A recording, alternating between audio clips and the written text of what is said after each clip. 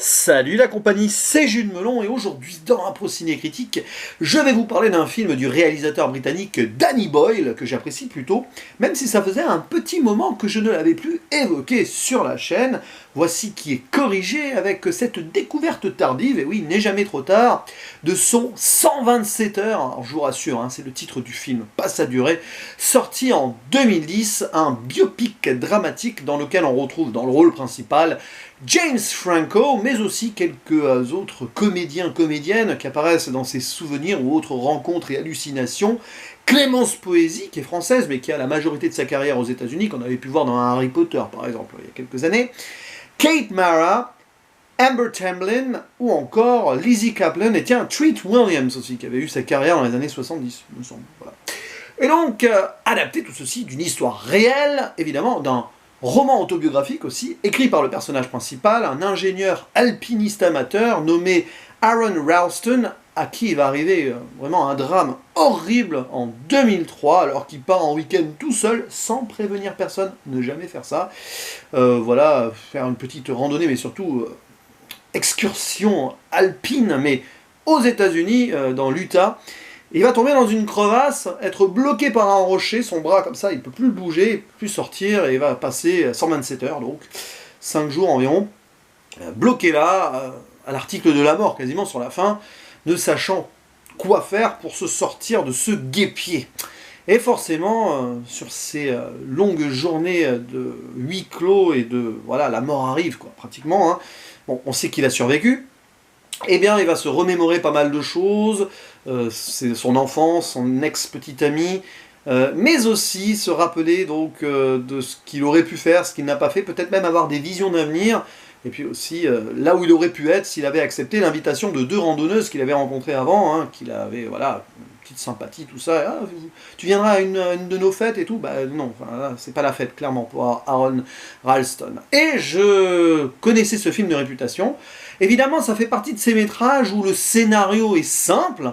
Voilà, quelqu'un qui est bloqué, on sait qu'il va en sortir, donc il ne faut pas s'extasier sur les événements qui pourront arriver, parce qu'on connaît la finalité. Voilà, dédicace à l'ami Capitaine Critique, on en a discuté, est-ce qu'un film prévaut par son scénario? Ça mériterait un débat un jour. Je pense que non, et ce film en est la preuve, parce que oui, c'est cousu de fil blanc, on sait très très vite voilà, ce qui va advenir de notre personnage, surtout si on a lu le bouquin ou bêtement suivi l'histoire à l'époque, parce que ça a fait parler quand même, surtout aux États-Unis, mais quand même, pas que. Et voilà, l'important c'est voir la progression spirituelle d'un homme qui... on voit au début, aime bien sa solitude, sa petite vie tranquille. J'aime bien d'ailleurs l'intro du film, on voit des foules en liesse, pas mal de choses, des événements sportifs ou autres. Et lui, tranquille après, en parallèle, tout seul, qui part en voiture avec sa musique, machin, et qui va donc à l'aventure.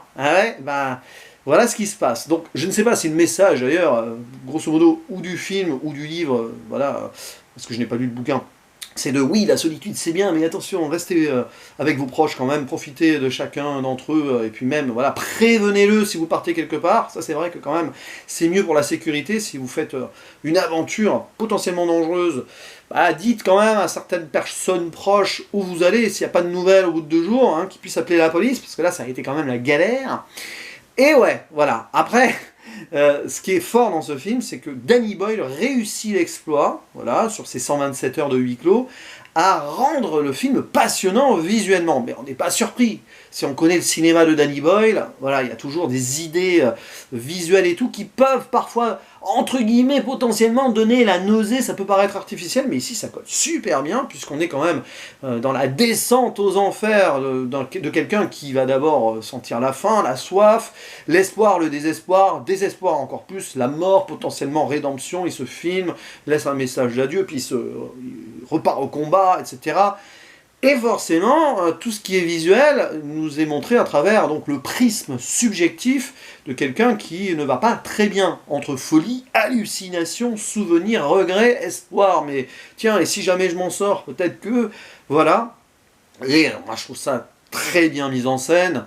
Ça peut faire clipesque par moment, il y a du split screen dans tous les sens, sur certains passages, mais ça rend l'ensemble bougrement rythmé, vif, tout en nous en gardant le spectateur dans cette réflexion, dans ce questionnement, et si on était à sa place, comment agirions-nous? Je pense qu'on passerait à peu près à travers tous ces états. D'abord, le désespoir ultime, voilà, crise de nerfs, tout ce que vous voulez, puis après, on essaye de... Bon, d'abord, on essaye de s'en sortir, on n'y arrive pas, crise de nerfs, puis à un moment, il y a une sorte d'apaisement et souvenir, voilà, des regrets, ah, si j'avais su, machin, et puis on se laisse aller, on se dit, voilà, on va mourir, puis finalement, on reprend espoir, voilà, on essaye d'analyser tout ce qui se passe autour de nous, et on croit voir des choses qui n'existent pas. Il y a un moment avec une scène de forte pluie comme ça, alors que pourtant c'est totalement désertique. On croit qu'il va s'en sortir, mais bon, franchement, on voit très vite que c'est dans sa tête. Et puis voilà, quoi, quelle performance de James Franco, parce que c'est pas le genre de rôle facile à tenir sur ses épaules, pas que sur la performance physique et tout, c'est là-dedans que ça joue, parce que tu ne peux pas interpréter un tel personnage sans te mettre vraiment dans sa peau et te dire qu'est-ce que tu ferais, quoi.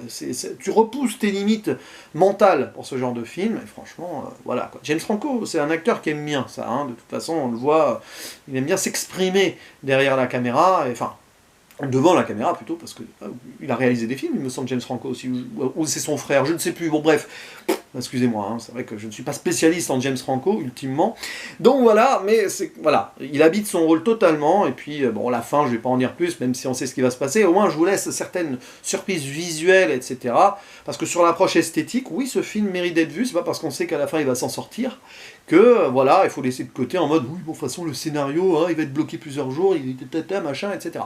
Et puis il y a aussi un autre message, mais c'est presque humoristique, on le voit au début du film, quand il se prépare avec ses affaires et tout, et il a oublié son canif. Faites attention, n'oubliez jamais votre canif, votre couteau multifonction, quand vous partez en excursion, parce que là, il doit se débrouiller avec une sorte de Camelot, made in China, à un moment, bon, allez, c'est un petit peu clin d'œil sur l'américanisme pur, bon, je pense que c'est vraiment de l'humour, hein, clairement. D'autant plus que le réalisateur est britannique. Mais voilà, enfin oui, partez bien avec tout, en vérifiant plus d'une fois tout ce que vous devez amener. Et puis surtout, oui, je le répète, prévenez vos proches. Voilà, mais je pense que ouais, ce genre de film te fait réfléchir. Même si l'aventure, c'est aussi partir un petit peu comme ça, dans l'insécurité et tout, là quand même, il y a des limites. Voilà. Bref, et puis la musique aussi, la BO qui accompagne, parce que voilà, à un moment il y a un truc presque drôle, c'est il y a Lovely Day de Bill Withers, il me semble, hein, qui joue, alors que c'est pas trop Lovely Day, hein. Voilà, voilà. Mais j'aime bien la musique, tout ça, qu'elle soit composée par je ne sais plus qui d'ailleurs, j'ai pas le nom sous les yeux, je vais quand même le citer, A.R. Rahman, voilà, c'est son nom. A.R., c'est des initiales, je ne sais pas, du coup c'est deux prénoms, bref on s'en fiche, de toute façon, voilà. L'important c'est qu'il ait vraiment réussi sa bande-son, et d'autres interventions musicales extérieures aussi, et puis comme ça, puis voilà, là, les idées visuelles de caméra embarquées dans la gourde, etc., du found footage un peu, voilà, c'est très bien. Ouais, ça peut être un petit peu trop fait dans les effets par moment, mais là franchement ça colle très bien, donc pour moi c'est un bon 8 sur 10. Et c'est un des très bons films, oui, de Danny Boyle. N'hésitez pas à le dire en commentaire ce que vous en pensez de ce métrage, si vous l'avez vu, si vous aimez Danny Boyle ou non. Quant à moi, il ne me reste plus qu'à vous dire à la prochaine. Ciao.